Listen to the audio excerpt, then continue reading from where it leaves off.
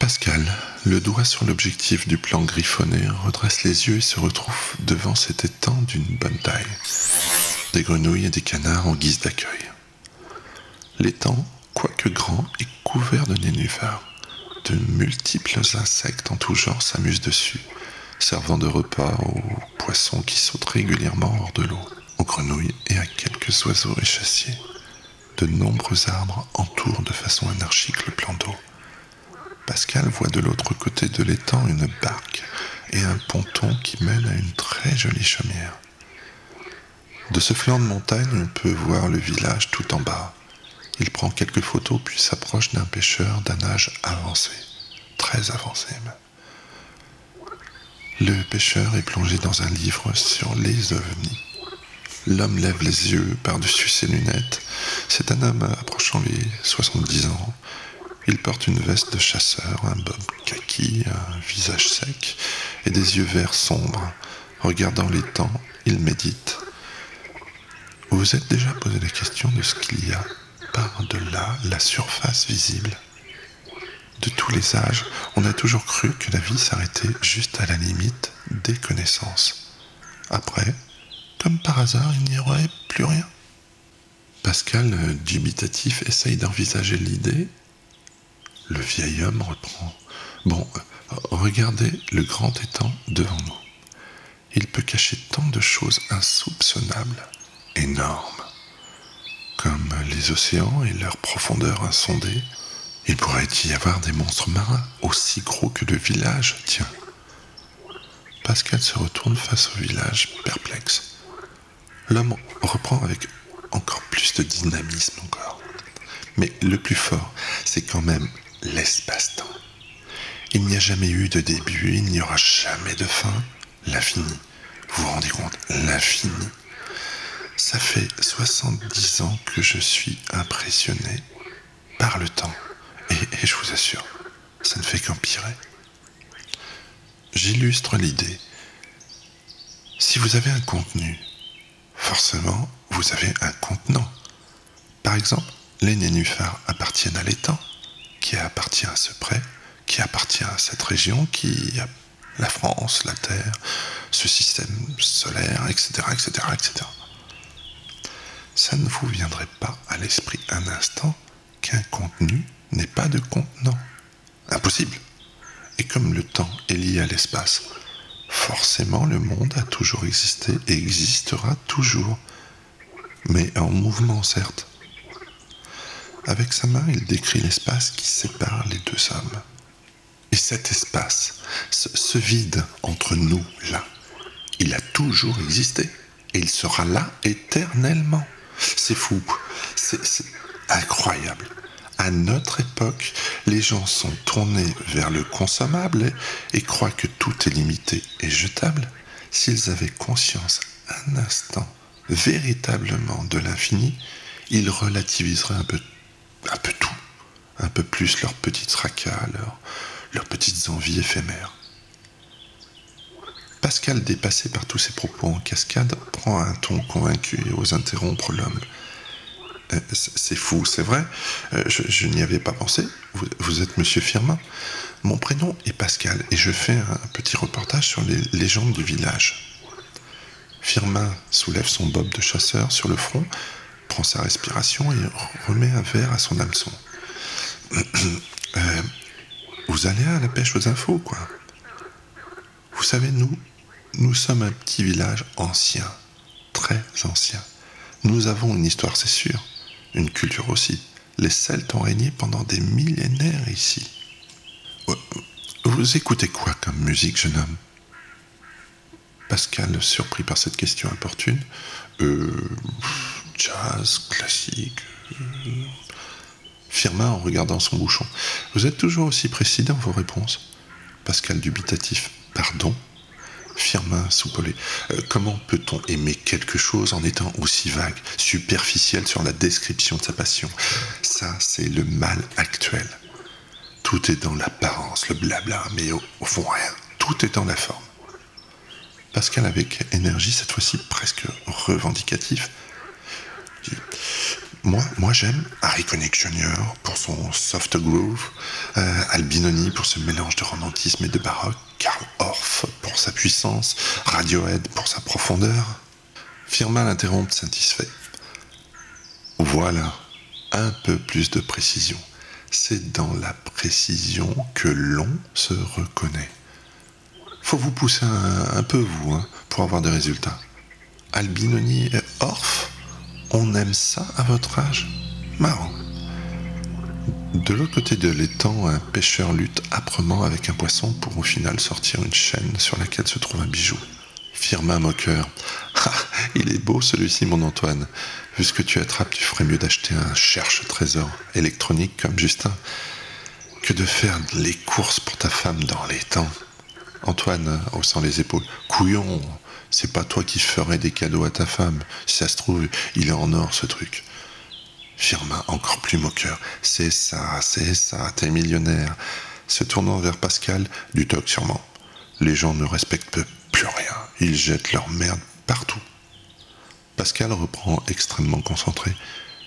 Moi, ce que j'aime dans la musique, c'est de ressentir les sentiments de liberté, de nostalgie, de vivre au travers des images créées par les sons. Pascal se surprend lui-même à décrire des sensations. Ce village a décidément des pouvoirs révélateurs sur lui. Firmin avec satisfaction. Ah, on y vient, mon jeune ami. On touche à cette chose qui fait que nous sommes à part entière des esprits libres, de vraies entités, des survivants d'une race qui privilégiait l'instinct à l'establishment.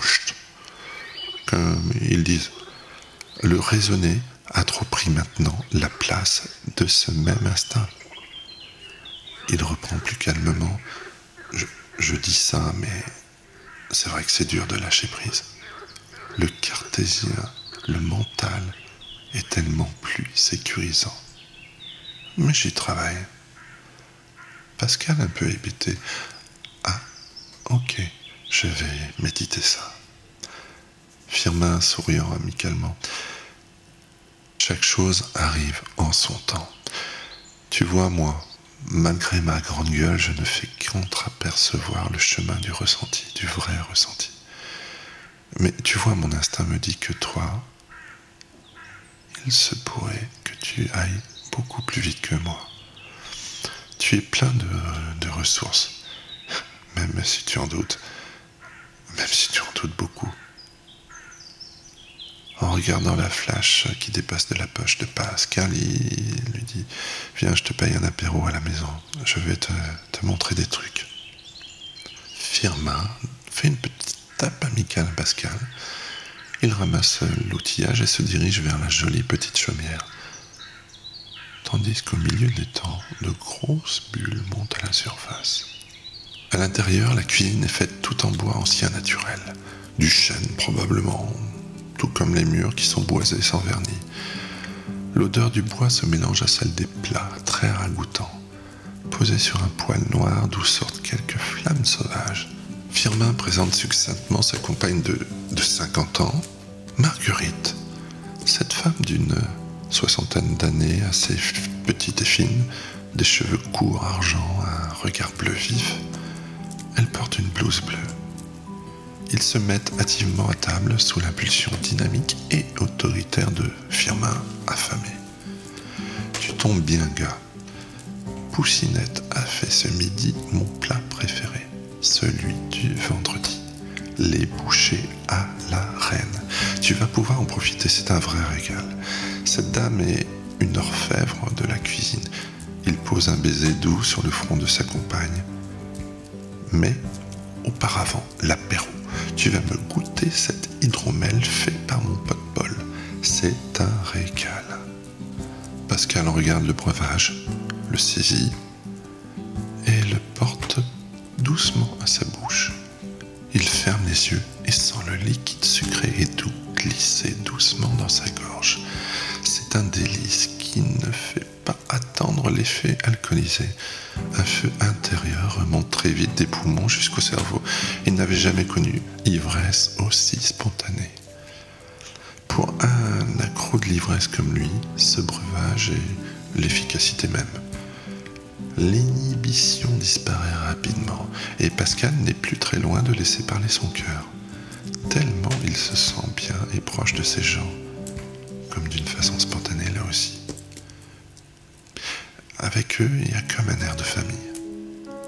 Le repas avance joyeusement et malgré un petit déjeuner pas si lointain et extrêmement copieux, Pascal mange comme quatre, comme s'il n'avait pas mangé depuis des siècles et qu'il découvrait, là, ici, le plaisir de manger. Firmin, intarissable, discute âprement philosophie, culture, histoire. La sonate au clair de lune de Beethoven glisse doucement sur les lames de bois. Le temps est comme en suspension. Pascal se sent bien, léger.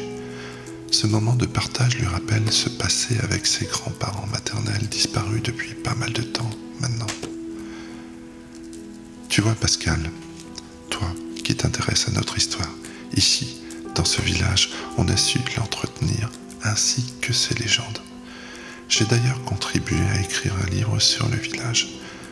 On se l'est transmis de génération en génération depuis 100 ans avant Jésus-Christ, en passant par Clovis, écrivant au fur et à mesure l'évolution de Voirsant et toutes ses histoires. Il ajoute avec un grand soupir de satisfaction « Ah, l'histoire, ça c'est passionnant ». Pascal le prend délicatement. Il est impressionné par la qualité du cuir. La couverture est un triskel doré avec en sous-titre « Légende en pays Voirsant ». Il ouvre le livre et le feuillette. Quel étonnement de voir ces successions d'écritures, tout aussi belles les unes que les autres. Il est constitué comme un ensemble de témoignages signés par ses auteurs. Il a l'impression que le livre lui parle. Il entend des murmures qui sortent de ses pages, tournent autour de lui et pénètrent son âme et son cœur. Étonnamment, toutes ces écritures différentes, ces sentiments différents semblent le nourrir et apaiser un vide qu'il ressentait depuis toujours, comme si des questions secrètes en lui se débloquaient par elles-mêmes. Étonnement plus grand encore, quand on sait que son parcours scolaire fut médiocre. Mais ces écrits semblent si familiers à Pascal, comme une évidence. Il tombe sur une page qui l'intrigue particulièrement. Il y est dessiné comme un faisceau bleu orienté vers le ciel. Il est noté au-dessous « À la nuit de la lune rousse, l'œil verra l'invisible ». Pascal survole les nombreux écrits. Il trouve une autre phrase. Le triskel ouvre le passage. L'élément peut l'inverser.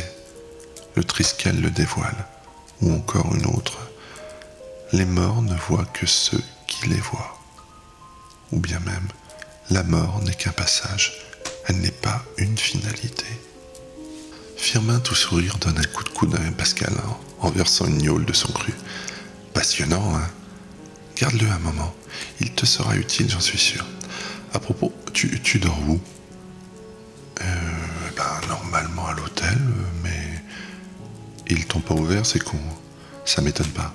Des vieux cons qui ont peur de tout, surtout la nuit. Un comble pour un hôtel. Marguerite agacée. Dis pas ça. Ils refont l'hôtel à neuf et ils veulent faire la surprise. Firmin emporté par sa fougue et l'alcool. Surprise, oui, mon cul. Il ferait mieux de se refaire intégralement. Sont aussi moches que cons. Marguerite gênée. Dès que tu n'aimes pas quelqu'un, faudrait... Firmin l'interrompt. Je te vois venir. Tu vas me sortir ton chapitre sur mon intolérance. Moi, je suis intolérant avec les intolérants. Et j'ai de toute façon pas envie de parler de ces gens. Pascal va dormir dans la chambre de Bastien et il sera très bien et c'est tout. Marguerite ennuyée. Mais tu ne lui as même pas demandé son avis. Et Bastien, Firmin vindicatif. Bastien ne reviendra plus donc. Non, se fait lourd. Pascal se cache dans le livre en le feuilletant avec attention. Bien. Imagine un instant que ce livre soit sorti il y a 2000 ans. Le monde aurait peut-être pris comme repère celui-ci plutôt que l'autre roman, tu sais. Et le monde aurait été différent. Plus les mêmes règles stupides, Et en plus, voir sans aurait été la ville de... Marguerite énervée. Arrête, Firmin, tu ne vas pas recommencer avec tes critiques sur Dieu. Firmin se calme. Ok. Enfin, c'est beau de rêver. Tout à l'heure, je te ferai rencontrer un pote qui est à fond dans la science. Pas que d'ailleurs. Un ancien médecin. Il va te surprendre, c'est sûr. Va faire une sieste en attendant. Magno a l'air d'avoir fait son effet, en tout cas de t'avoir fatigué. Dès que t'es réveillé, rejoins-moi à l'étang. Pascal reste allongé sur un grand lit qui trône dans une chambre aussi ancienne que l'ensemble du mobilier. Il ne se souvient pas vraiment du passage table, chambre. Il est là, groggy par les multiples gnôles ingurgités. Face à lui est érigée une immense armoire sombre que l'alcool rend encore plus menaçante. De nombreux personnages gravés la parcourent. Une sainte vierge phosphorescente perchée à son sommet veille. Il feuillette encore quelques pages de cet ouvrage si intrigant, d'autant plus qu'il semble véritablement authentique. Il semble si ancien. Les murmures reprennent. Il passe de page en page de façon anarchique et lit sur une page datée de 1233. J'avais tant de certitudes. Je jugeais le monde juste par mes yeux et ma petite expérience. Et ce que j'ai vu m'a convaincu qu'il y avait autre chose. Le murmure du vent au dehors vient se joindre à ceux du livre et fait écho dans la chambre. Les échos deviennent de plus en plus clairs. Des voix se heurtent contre les murs et tournent dans toute la chambre. Incompréhensibles, ces murmures étrangers tournent autour de Pascal maintenant. Il essaye d'analyser l'origine de ces sons. Il se demande aussi si l'alcool n'y est pas pour quelque chose. Et toutes ces histoires. Mais ces voix sont de plus en plus persistantes et proches. Effrayé, il se cache sous la couverture. Il ne ressent plus qu'une légère humidité inhérente à la pièce. Il attend quelques instants et cela se calme. Ne percevant plus aucun bruit, il sort la tête. Le silence est revenu avec son cortège d'inquiétude. Mais ceci est beaucoup plus rassurant que tous ces sons. Son seul repère dans la pièce a disparu. La Sainte Vierge n'y est plus. De plus, les portes de la monstrueuse armoire sont ouvertes sur un noir si profond. Est-ce Pascal, dans un délire alcoolique, qui a ouvert ses portes, physiquement, par télépathie, ou est-ce autre chose? Protégé par les draps, il plonge son regard dans le fond de l'armoire, y cherchant quelque chose, une réponse quelconque. Et à force de chercher, on finit toujours par trouver. Il aperçoit, tout au fond de ce noir profond, de billes rouges lumineuses. D'abord fixes dans le coin gauche, s'éteignent pour réapparaître un peu plus grosses à droite. Respiration rauque, accompagnant maintenant les points rouges. Il semble comme avancer vers lui. Un grognement lourd qui fait trembler le parquet. C'en est trop. Pascal retourne se réfugier sous les draps. Peut-être que tout ça va exorciser l'ensemble. Là-dessous ces draps. Il fredonne la chanson de L'île aux enfants, puis Capitaine Flamme et celle de Goldorak, pour ne pas entendre ces grognements, pour se couper de ce monde et retourner dans celui qui le rassure le plus. Il transpire, finit par se donner du courage pour réimmerger une énième fois. Il fait son décompte. 3, 2, 1, 0. Fait une pause sonore. Il tend l'oreille, contrôle une deuxième fois, n'entend vraiment plus rien que le tic-tac d'un réveil. Un réveil. Il n'y avait pas de réveil tout à l'heure et encore moins de tic-tac. Il sort courageusement sa main des draps et cherche l'interrupteur de la lampe de chevet. La main parcourt le bois du lit, descend le long de la table de chevet, tâtonne en quête du fil. Et si les yeux rouges étaient encore là? Sa main se perd encore dans le noir, croisant rarement un léger halo de lune, rencontrant une écharde sur la table de nuit, et enfin atteint le fil, glisse très rapidement jusqu'à l'interrupteur. La lumière vient, enfin, alléluia. Il s'écrie sauvé, quel soulagement. Il sort la deuxième main, puis totalement les yeux. Il fait un mouvement circulaire pour s'assurer que plus rien n'est menaçant. Surprise! Les portes de l'armoire sont à présent fermées, et un calme total a envahi la pièce. Ou presque. Mais d'où vient ce tic-tac très irrégulier? Il semble venir de la commode sur le côté. Après des sombres hésitations, il se décide à examiner ce meuble. En équilibre précaire sur le lit, du bout des doigts, il atteint juste le grand tiroir supérieur et péniblement dans un fracas monstrueux, au bout de longues secondes, il réussit à l'ouvrir. Il y découvre des vêtements de bébé, d'enfant, certains avec le prénom de Bastien brodé dessus, mais pas de réveil. Il referme le tiroir avec autant de difficulté qu'il en fut pour l'ouvrir et s'attaque au deuxième, épreuve plus conséquente car ce tiroir est plus bas que le lit. Sans descendre du lit, toujours, il tend le bras et cette épreuve est encore plus dure et plus longue. Après maintes et maintes efforts, il réussit à l'entrouvrir. Il aperçoit de nombreuses photos qui côtoient des objets en tout genre. Une gourmette au nom de Bastien encore, une croix en or et tant d'autres choses. Et enfin ce fameux réveil. Il le prend en main, l'observe, le trouve surtout étonnamment léger pour un réveil en métal. Sur le cadran se trouve une poule qui picore du blé. Ce réveil doit déconner, les aiguilles tournent à l'envers. Toujours dans ce tic-tac pas tellement conventionnel, un mécanisme défectueux. Normal vu l'âge de l'appareil, son regard se soulève et se dirige dans le tiroir, à l'endroit précis où il a pris le réveil. Et là, au stupeur, que voit-il? Il voit le mécanisme complet du réveil, alors que celui qu'il a en main fonctionne toujours.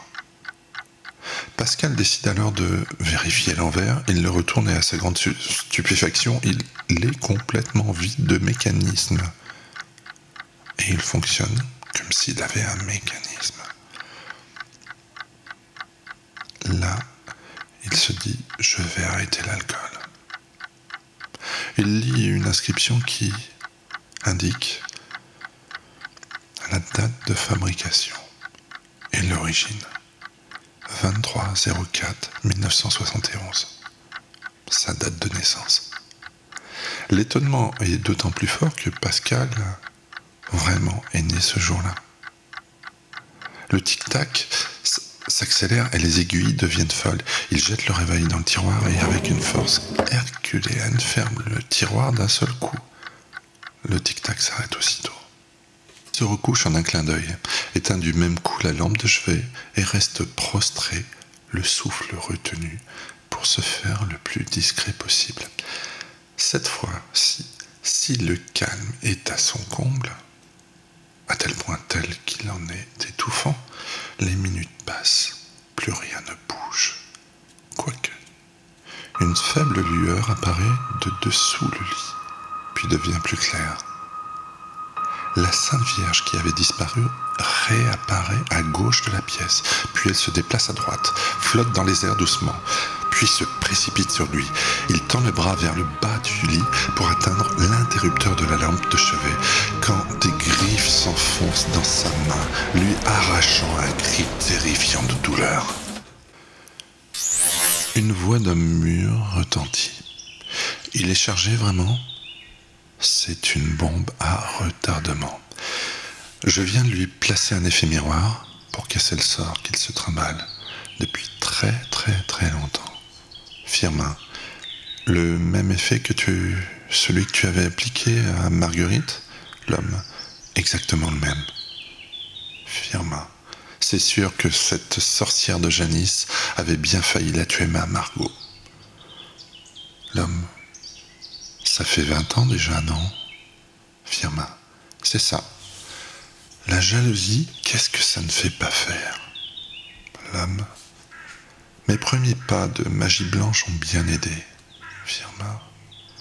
Ils l'ont sauvé, oui. Je te remercierai jamais assez. On soulageait plutôt. Marguerite a déjà une protection naturelle, tout comme lui. Janice, par contre, a fini à l'hôpital psychiatrique. Entre nous, Firmin, elle avait envoyé un sort et elle a eu son juste retour. Décuplé, certes. Pascal ouvre les yeux. Il se trouve devant l'homme au pendule.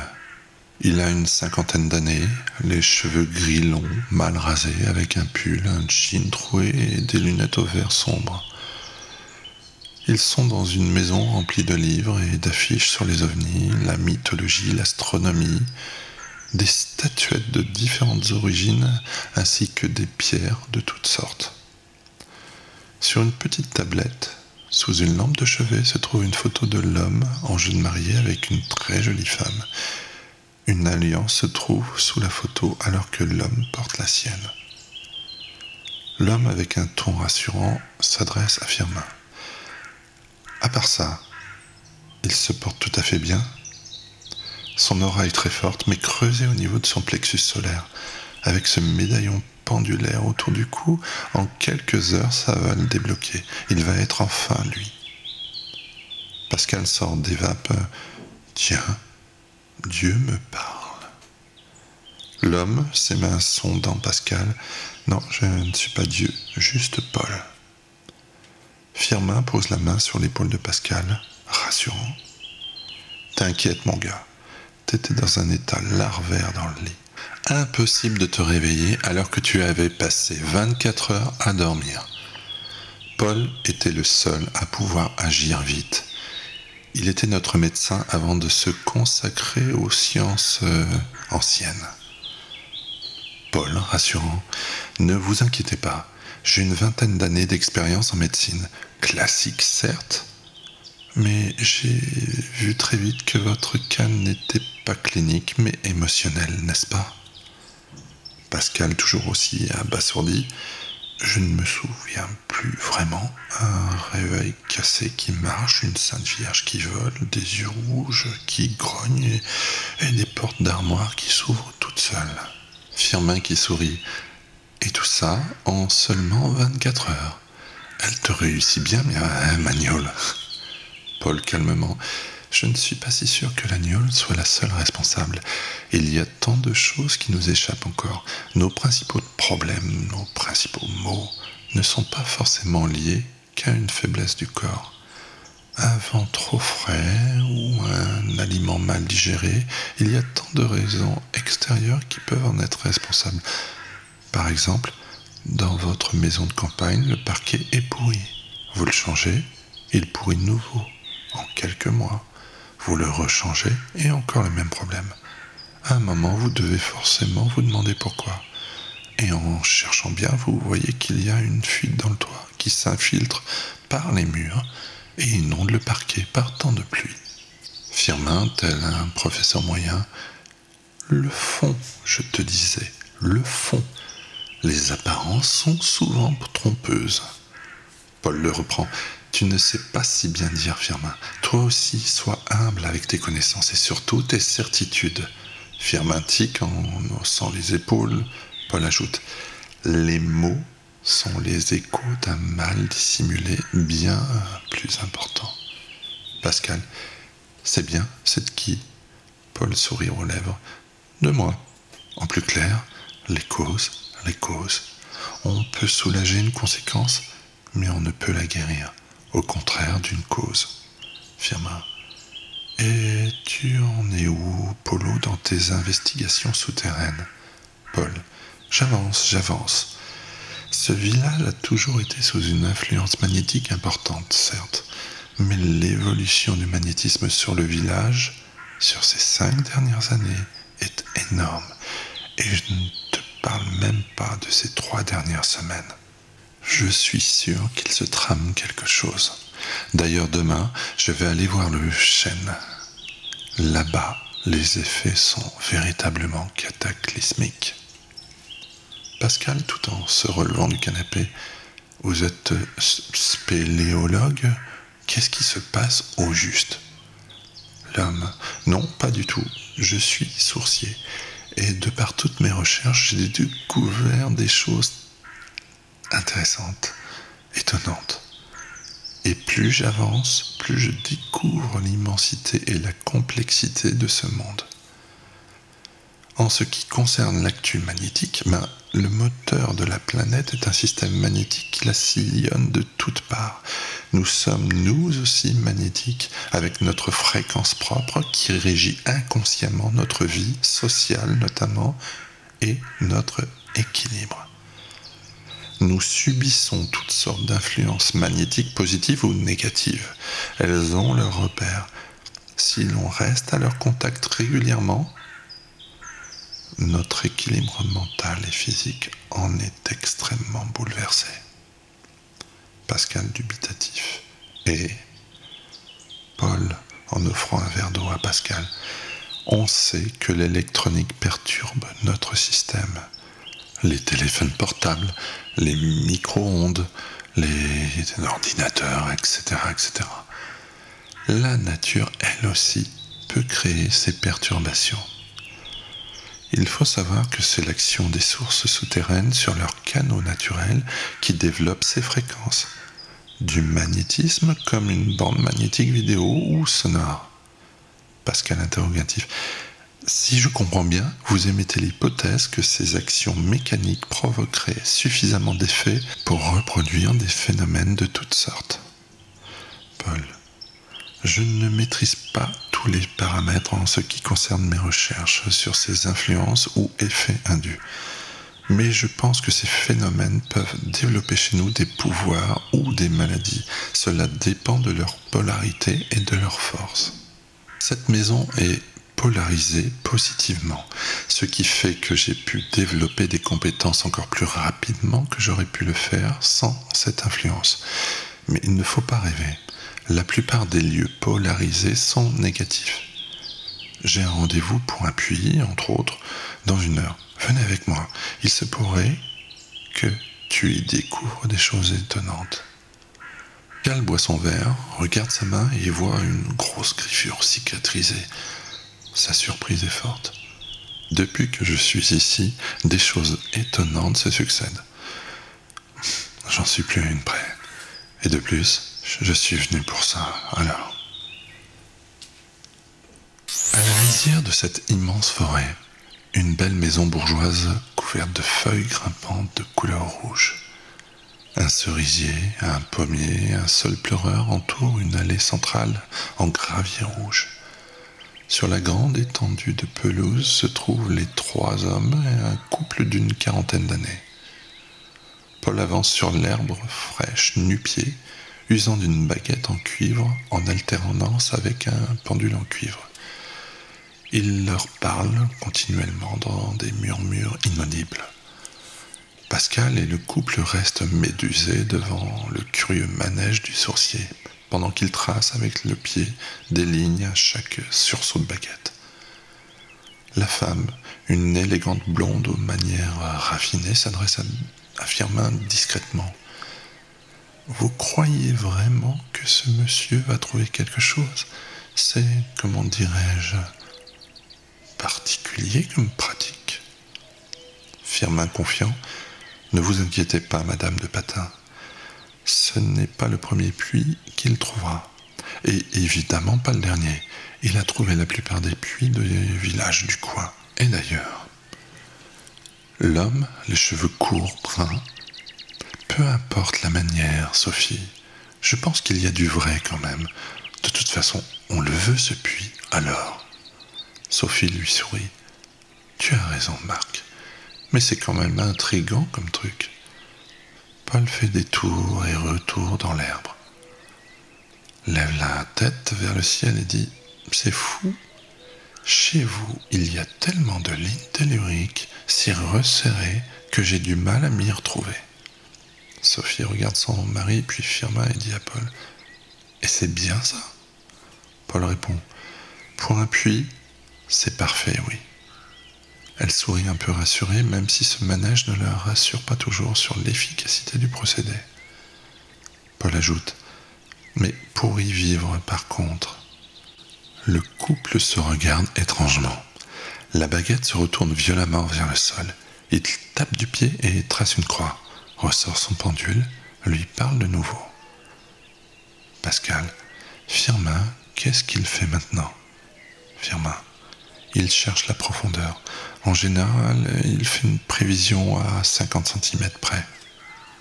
Paul finit son dialogue intérieur, puis dit: c'est ici. Le pendule continue à tourner, à environ 5 mètres de profond. Paul redresse la tête et pousse une grande respiration. Il s'avance vers le couple. Vous pouvez creuser votre puits ici, à environ 5,50 m de profondeur. Et au vu des ondes de résonance, il sera abondant. N'ayez aucune inquiétude. Sophie: pas d'inquiétude sur le puits, peut-être, mais vous avez dit que vivre ici, c'était quoi au juste? Il s'approche de Sophie avec sa baguette. Vous me permettez une expérience avec vous? Elle, avec un mouvement de recul. Moi, si ça ne fait pas mal, ça ne me dérange pas du tout. Paul rit. Bien sûr que non, madame. Ne vous inquiétez pas. Cela me permettra juste de vous prouver peut-être ma démarche. Sophie, un peu gênée. Bon, expérimentons alors. Paul, sa baguette en main, sonde Sophie. Elle ferme les yeux, il s'arrête au niveau du ventre. Vous avez des maux de ventre ou, en revenant sur le plexus, vous êtes bloqué par un stress très aigu? Sophie, étonnée, c'est vrai. Nous sommes rayonnance. Nos mots créent des trous dans cet équilibre.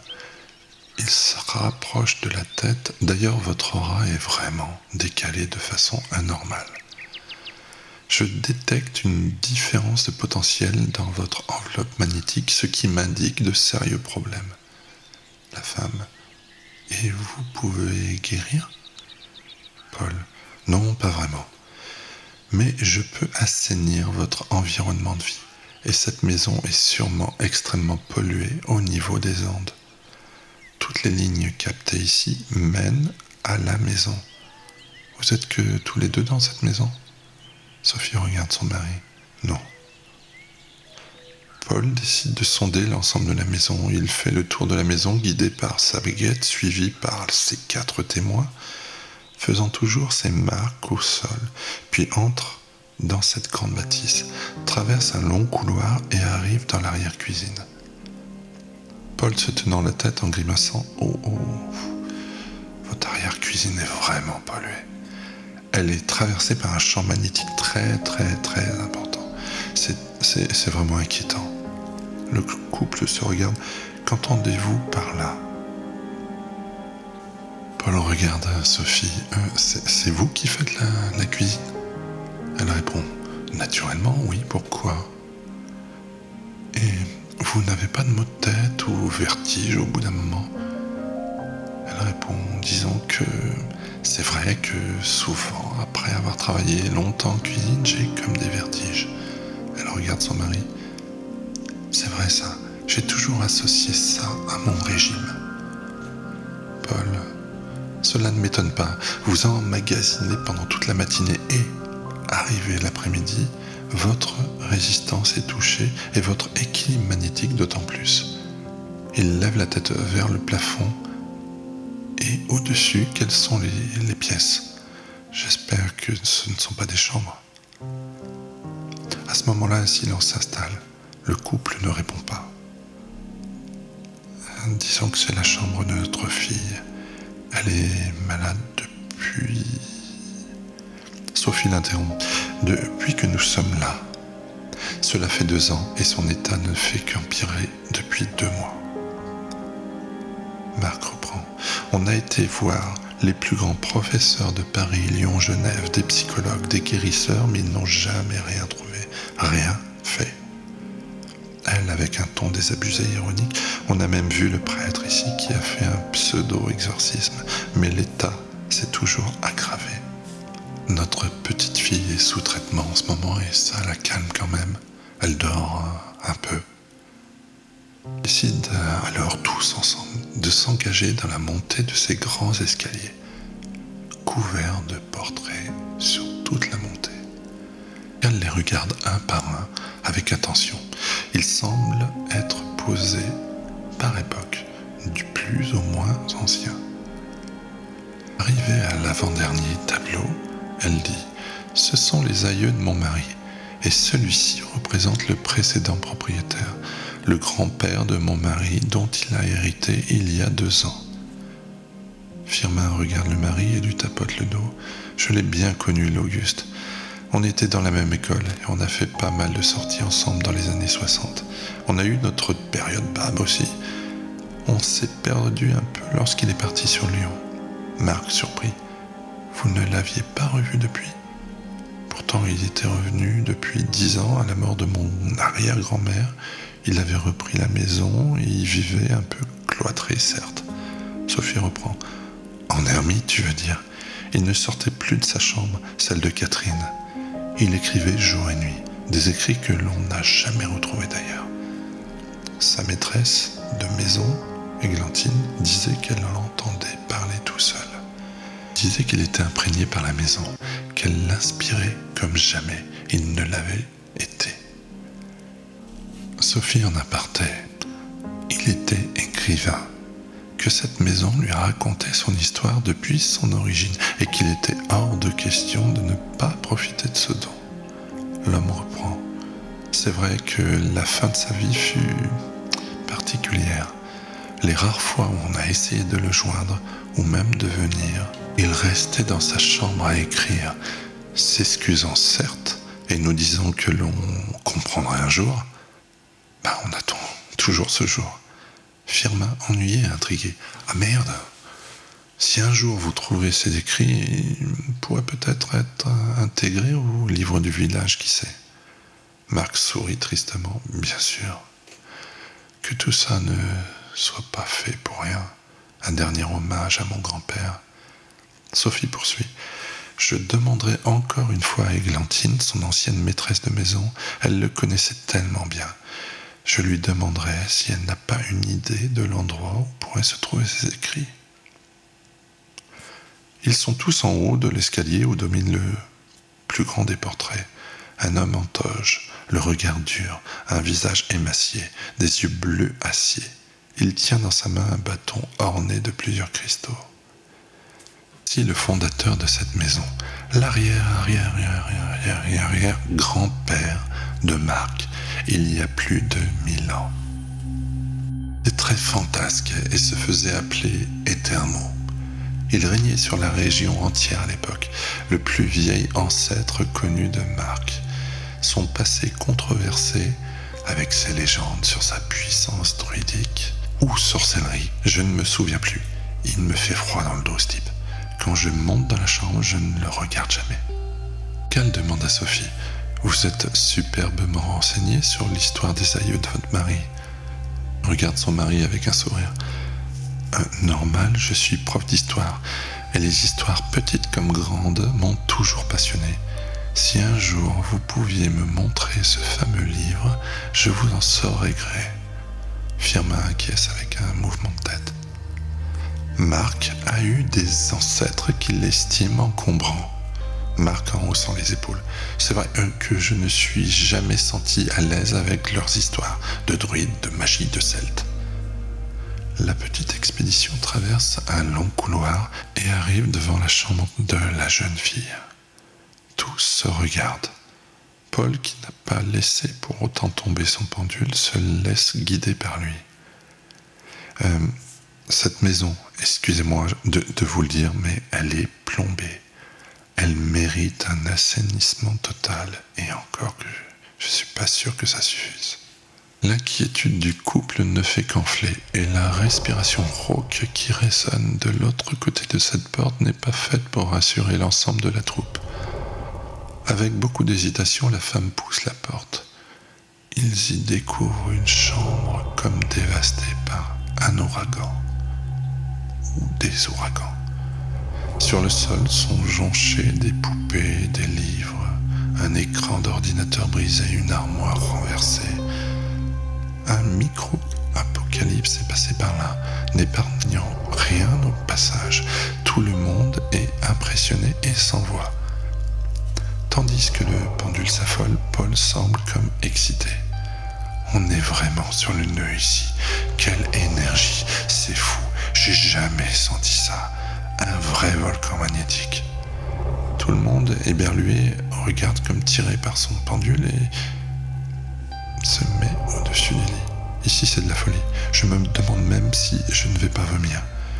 Au bout d'un lit immense, écroulé sur lui-même, une silhouette fluette au visage couvert par des cheveux blonds très longs. Sophie regarde Paul comme outré par son enthousiasme, alors qu'il est au-dessus même de la fille malade. Elle s'approche prudemment du lit et dégage le visage des cheveux. Le visage blanc de la jeune fille, creusé et marqué de multiples stigmates. Le regard est terriblement lointain. Sophie, d'une voix douce et tremblante, « Ma chérie, c'est ta mère. N'aie pas peur. Catherine, quelqu'un est là pour t'aider. » Le regard de Catherine se remplit progressivement et se braque directement sur Pascal, tandis que son bras droit se tend vers Paul, la main ouverte face à lui comme pour le stopper. La bouche de la jeune fille commence à murmurer des mots incompréhensibles qui se répètent en boucle. Ne bouge pas d'un pouce, son pendule plus affolé que jamais. Il tend l'autre main devant lui, juste en face de la main de la jeune fille. Cette chambre a un vécu impressionnant. Votre grand-père est mort ici, non? La chambre est déjà bien chargée d'ondes jusqu'à présent, entre une résonance impressionnante comme si elle suivait les incantations de la jeune fille. Un malaise confondu se répand dans la pièce. Une vibration étrange, réelle ou non, résonne dans la pièce jusqu'au fond des âmes en présence. Pascal, complètement pétrifié, sort sa flèche discrètement de sa poche pour en boire une grande gorgée. Sophie prend Paul par le bras. « Sortons vite, ne dérangeons pas Catherine, elle va se mettre en colère. » Ils sortent activement de la pièce et referment la porte. Derrière cette porte close se ressentent comme des vibrations sourdes venues de nulle part. La mère s'adresse à Paul. « Alors monsieur, vous pouvez trouver une solution, vous pouvez nous aider ?» Paul embarrassé, « Bien... » Sophie à la fois déçue et en colère. « Oui, je m'en doutais. Vous parlez, vous faites un cinéma fou avec vos bazars là, mais pour trouver des solutions, alors là... » Paul piqué au vif. « Je voulais juste dire qu'il va falloir me faire confiance et que, au vu de la puissance magnétique du lieu, il va falloir doubler les précautions par rapport à d'habitude. » Ils descendent à la cave et vident plusieurs bouteilles dans un tonneau. Paul les dispose à plusieurs endroits stratégiques de la maison. Paul entre dans la cuisine. Ne déplacez surtout pas ces bouteilles. Elles canalisent les ondes. Elles diminuent les effets qui parasitent la maison tout entière. Il faudrait, pour plus d'efficacité, la cercler tout entière avec un câble en cuivre. Mais soyons clairs, la meilleure solution serait de quitter la maison. Le nœud est beaucoup trop puissant. Il est combiné à autre chose aussi de tout aussi puissant que je n'arrive pas à définir, que je n'ai jamais connu. Marc. Et Catherine alors? Un air rassurant. D'ici première semaine, l'état devrait s'améliorer, le temps qu'elle se décharge de ses ondes négatives, mais ce serait mieux de déplacer Catherine loin d'ici, tout comme vous d'ailleurs. De nos jours, de toute façon, on construit n'importe quoi, n'importe où, sans vérifier si l'endroit est sain ou pas. Et après, on attrape des maladies graves. Pourtant ici, c'est une vieille bâtisse. Comme si on l'avait fait exprès, comme dans les églises d'avant. Étrange. Sophie, combien je vous dois? Paul, non, rien. La bonne santé de Catherine, en regardant la mer, et la vôtre. Achetez très vite un gros câble en cuivre pour ceinturer la maison et estomper de façon plus significative les effets. Marc disparaît quelques secondes pour réapparaître, une bouteille à la main. Il serre la main chaleureusement de Paul. Tenez, pour vous. C'est un merlinois, un de mes vins préférés. Celui-ci est une cuvée rare d'un ami viticulteur de Saint-Éwan, juste à côté. Bon, je le prends, merci. Dès ce soir, on le goûte. Si vous le souhaitez, je pourrais venir vous aider à cercler la maison. Ok, on fait comme ça. Pascal, Paul et Firmin sont à la taverne et discutent autour d'un verre. Pascal s'adresse à Paul. Vous avez dit qu'elle guérirait. Vous avez dit cela pour... Je t'arrête tout de suite. J'ai dit cela parce que je le pense. Trouver les causes du problème était l'essentiel. Je suis quasi sûr que tout vient de la maison et non de la fille. Pardon? Je me répète. Les gens se soucient toujours plus d'éradiquer les problèmes que de trouver les origines. L'environnement. Firmin acquiesce. Oui, c'est ça. Et que ça. Le toit, le parquet, les causes et les conséquences. Pascal. Il y a finalement donc toujours des solutions scientifiques, naturelles ou biologiques à tous les phénomènes dits surnaturels? Paul. Bien sûr. Tous les monstres ou miracles ont soit été inventés par les hommes, politiques, philosophiques, qui ont toujours cherché à mythifier la vie pour la rendre moins cruelle. C'est dur pour un homme de s'avouer qu'il va mourir. Avoir une référence religieuse, c'est s'accorder une vie supraterrestre. Ça donne l'impression de ne pas être un simple animal. Firmin pensif. Ça les réconforte et ça les canalise surtout. Paul. C'est bien ça le problème. On peut les canaliser par des écrits, mais aussi par la peur de l'étrange.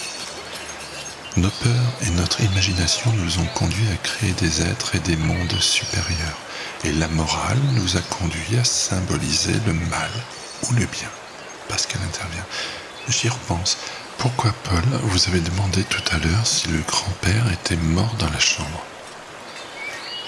Alors, déjà, Pascal, arrête de me vouvoyer. Je ne suis pas si vieux, c'est chiant à force. Tu veux déjà m'enterrer? Ponctuel d'un clin d'œil. Firmin appuie. Nous? Moi aussi, tu me vieillis avec ces vous là. J'ai déjà assez de mon arthrose. Pascal sourit. Si j'ai la permission, ok. Paul reprend son sujet.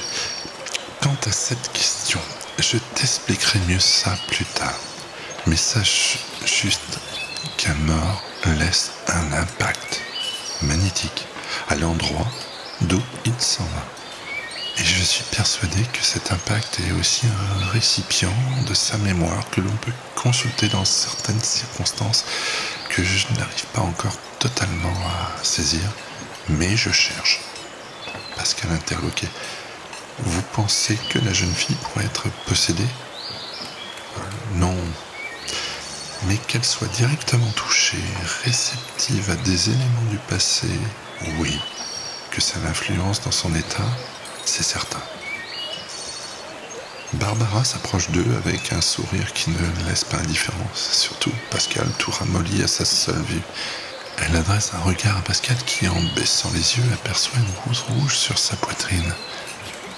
Pascal se pense. Pourquoi? Dès qu'une femme me plaît, je dois absolument l'éviter du regard. Avoir l'air de rien comme le gros con que je suis. Barbara, vous voulez quelque chose d'autre? Firmin regarde sa montre. Non, il va falloir y aller parce que c'est bientôt 7 heures et la bourgeoise, elle va faire la gueule si on n'est pas à l'heure. Barbara moqueuse. T'as bien à te plaindre, Firmin. Tu as non seulement un cordon bleu à la maison, mais en plus c'est une vraie crème. Alors, hein, Firmin grimaçant. Bah, elle a tellement de chance de m'avoir, alors... Bon, on y va, Pascal, faut pas traîner. Pascal sort son bloc-notes et son stylo. J'aimerais noter d'abord ce que j'ai en tête avant d'oublier. Je me connais, faut que je fasse ça à chaud. La journée a été suffisamment chargée en éléments nouveaux pour moi. Firmin se lève, regarde Barbara, puis Pascal en lui faisant un clin d'œil. Oui, n'oublie surtout pas. Il ne faudrait pas que tu perdes tes idées. Je vais te laisser les clés au cas où ça durerait trop longtemps. Paul se lève à son tour. Avant que j'y aille moi aussi, Pascal, tu pourrais prendre le pendule qui te sert de collier dans la main. Il doit être suffisamment chargé maintenant. Je vais vérifier un truc. Pascal se trouve tout bête, il n'avait pas vu qu'il l'avait autour du cou. Il le décroche et le tient en main. L'objet ne bouge pas du tout. Après quelques indications brèves de Paul sur l'utilisation du pendule, elle hante, ou en tout cas essaye d'entrer en communication avec lui demande de dire oui ou non. Pascal se concentre et entre en communion avec l'objet. Le pendule, après maintes hésitations, commence à s'animer. La main qui tient l'objet picote et répond au oui de Pascal par un balancement d'avant en arrière de plus en plus fort. Le non par un balancement de gauche à droite. Ce balancement est encore plus fort que le précédent. Paul, tu m'étonnes, Pascal. C'est la première fois que tu utilises un pendule ? Quoique, avec de l'expérience et en y croyant bien, demande-lui si le village est menacé maintenant. Pascal hoche la tête un peu incrédule par ses compétences et surpris par cette question terriblement bizarre. Il se concentre quand même et le pendule commence à s'agiter doucement puis s'accélère et encore et encore. Pascal sent une chaleur l'envahir. Il transpire de plus en plus à grosses gouttes. Des picotements plus forts se font sentir dans ses doigts qui tiennent le fil doré. Les yeux fermés, Pascal a des petits points blancs, lumineux qui apparaissent, comme s'ils fonçaient sur lui. Puis des flashs lumineux l'envahissent et l'aveuglent, lui font très mal à la tête.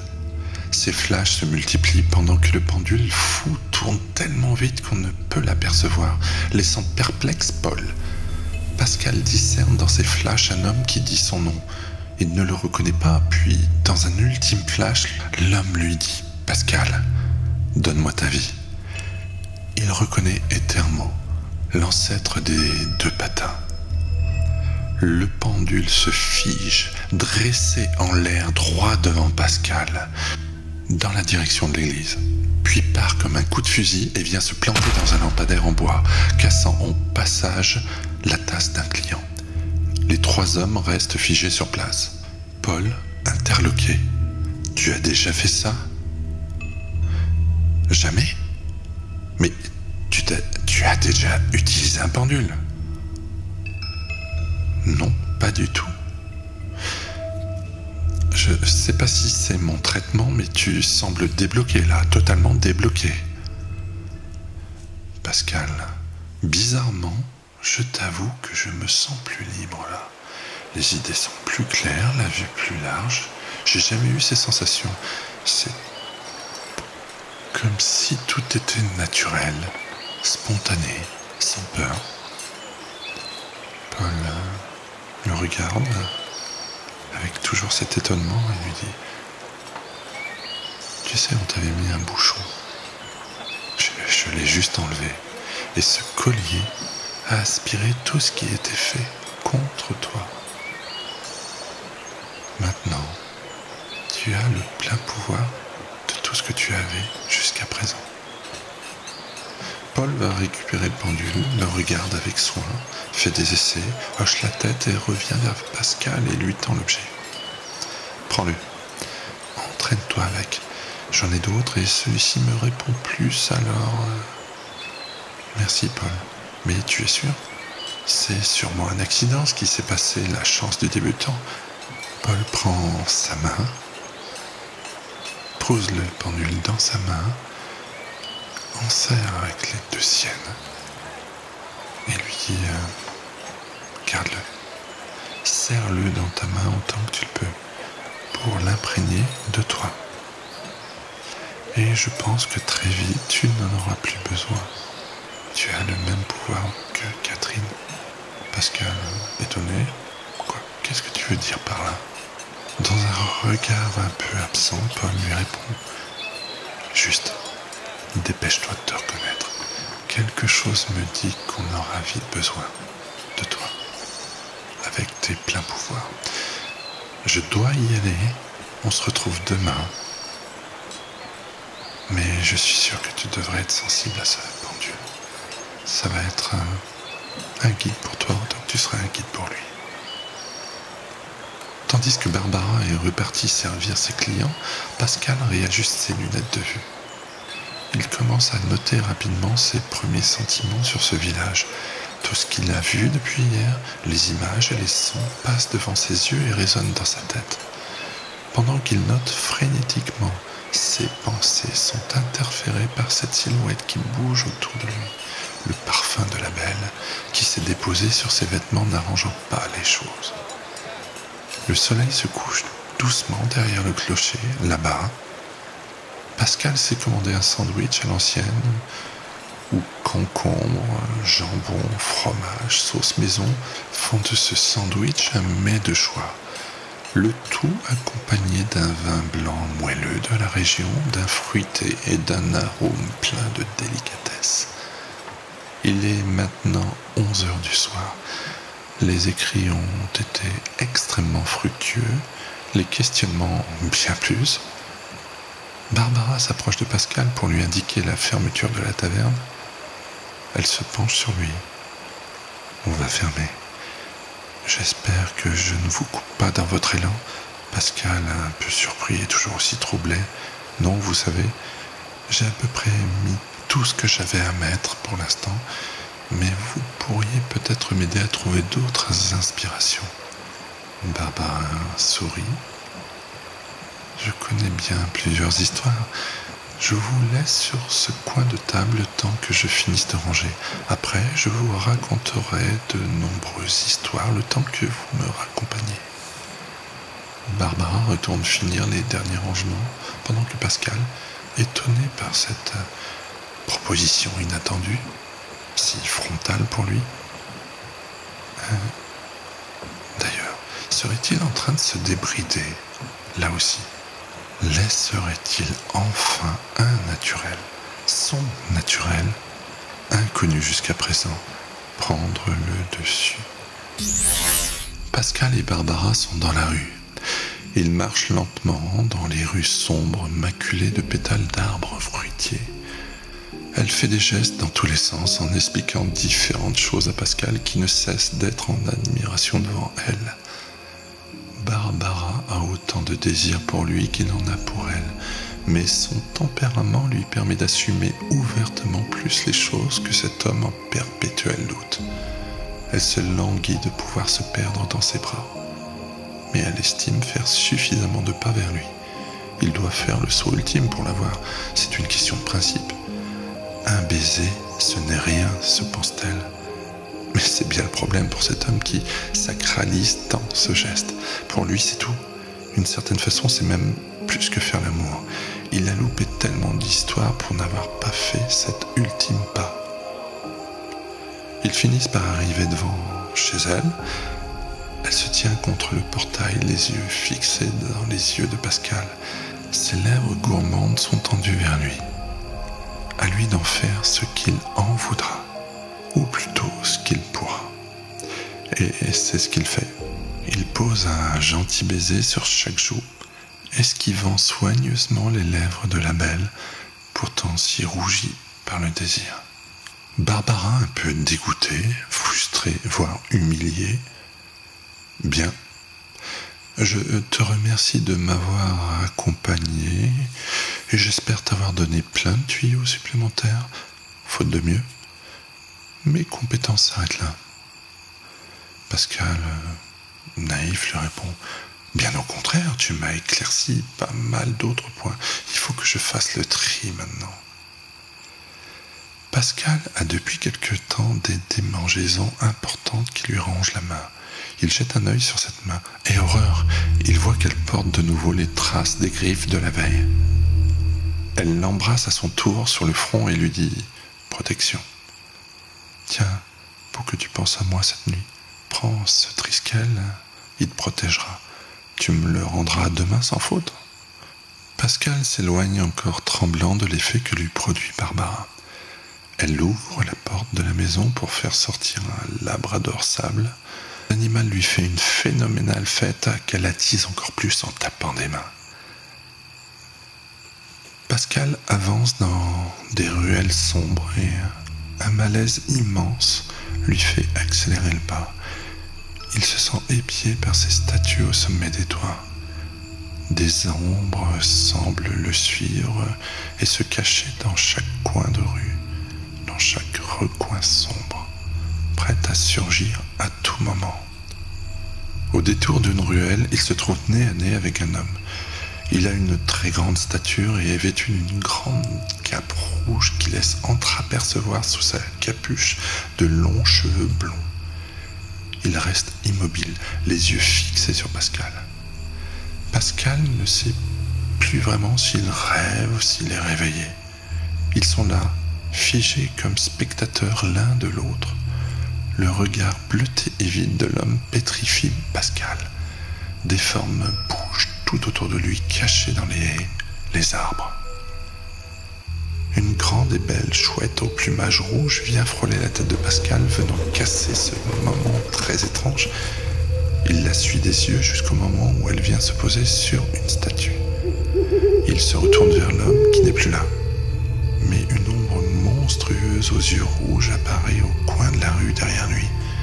Un grand rugissement l'accompagne. Sa main recommence à le faire souffrir. Pris de panique, il court en direction de la maison de Firmin, coursé par la chose. Il passe devant la statue. En fait, c'est une très belle femme aux cheveux longs, blonds, la chouette sur l'épaule, le regarde fixement. « Rentrez chez vous, madame, ne restez pas là, il y a une bête. » Elle le suit des yeux sans sourciller, lui, trop effrayé, continue sa course dans ces petites rues qui n'en finissent pas. Plus il avance, moins il en voit le bout. Elle semble encore une fois se dérouler sous ses pieds comme un tapis roulant pris à contresens. Les ombres se rapprochent de plus en plus de lui, des griffes immenses se dessinant sur les murs, des murmures couplés, des grognements se cognent contre les murs et viennent heurter l'âme de Pascal. Avec difficulté, il arrive enfin devant la porte de Firmin. Il se saisit non sans mal des clés qui se trouvent dans la sacoche du portable, tandis que des pas sourds et lourds se rapprochent de lui. Son empressement et sa maladresse n'en sont que décuplés. Il ne se retourne plus alors que les pas se sont arrêtés juste à 1 mètre environ de lui. Un dernier grognement profond indiquant la charge finale se fait entendre. Pascal prend sa dernière clé qu'il macule de sang. Sa blessure s'étant ouverte totalement, il réussit à la glisser correctement dans la serrure. La clé tourne et il s'enfile en moins de temps qu'il ne faut pour le dire dans le léger interstice de la porte, sitôt ouverte, sitôt fermée. Pascal reste immobile derrière cette porte aux vitraux fantaisie. Derrière eux reste postée une lourde silhouette.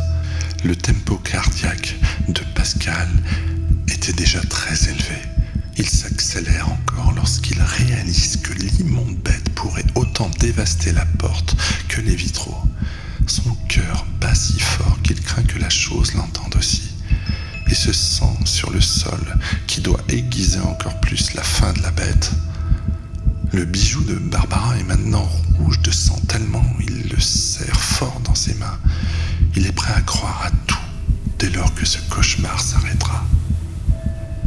La forme s'approche de la porte et renifle doucement. Elle la pousse de son gros museau. ce qui entrebâille la porte. Elle est prête à céder sous la force herculéenne de la bête. Puis d'un seul coup, elle s'éloigne, laissant Pascal liquéfié de sueur et de sang contre le mur. Il sort sa flash de Mushka et la broie d'un seul trait. En ombre chinoise, on voit un grand oiseau nocturne passer devant la lune. Une belle pleine lune de couleur rousse. La maison est calme. Pascal redescend en tempo. Et il se sent bien maintenant. Moins bien, avec toutes les inquiétudes qui sont liées à ce qui vient de se passer. Mais étrangement, il se sent détendu. Malgré une certaine appréhension par rapport à cette chambre. Mais bon, il n'a pas bu aujourd'hui, ou si peu, ou ça fait déjà quelques heures quand même. Étrangement, la blessure s'est refermée aussi vite qu'elle est apparue. Et étrangement aussi, il se sent vraiment bien. Et il se sent partir doucement. Il se sent léger, qu'il ne sent plus du tout son corps. Si léger qu'il n'est plus dans son corps tout simplement.